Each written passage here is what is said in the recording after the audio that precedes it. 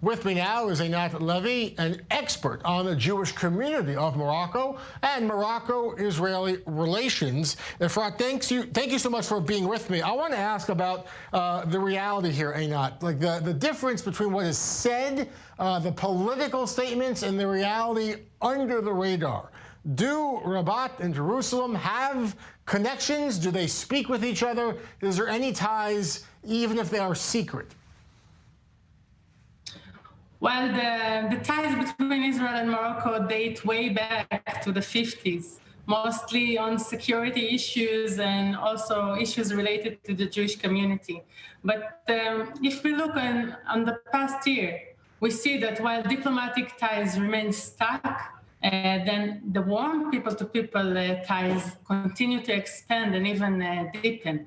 And actually, I like to describe it differently. These are not just relations between two countries.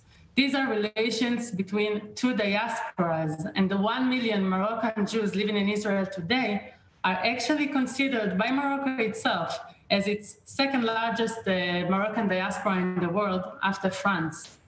Einat, you mentioned about 1 million Israeli citizens living in Israel have Moroccan heritage. How many Jews still call Morocco home? How big is the Jewish community in Morocco right now, and what is that situation like? Well, let's start on the Israeli side. There are 1 million Moroccan Jews living in Israel. I don't think that they call Morocco their home, maybe not their political home, but it is mostly their cultural home, maybe something that is missing from the Israeli cultural narrative. And on the Moroccan side, we are talking about the remain of 3,000 Jews, more or less.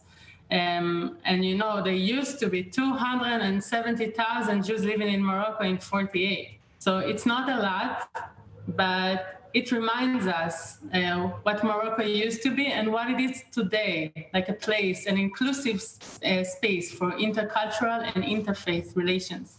Hey, now, just a few months ago, U.S. Secretary of State Mike Pompeo in Morocco expressed hope for normalization with Israel. Even a few days ago, Hebrew media right here in Israel expressed hope that Morocco could be in the group of nations next to establish ties. There was hope, optimism. Morocco would also normalize ties. Why did that change so quickly? What happened, do you think? I think the Moroccan stand was clear all along the way. We only heard Israeli or American stand of,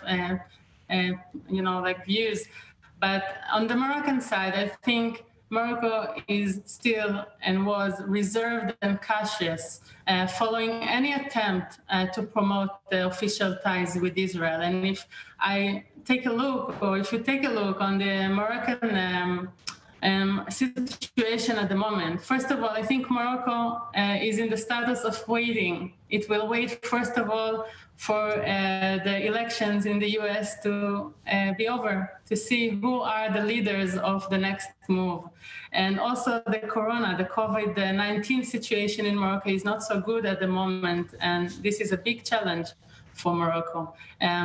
Plus, the king just had a really serious surgery. So we need to see and maybe use this opportunity to wish him a full and fast recovery. So I think with all of the above, this will be a huge challenge for Morocco to start such a move like the Emirates.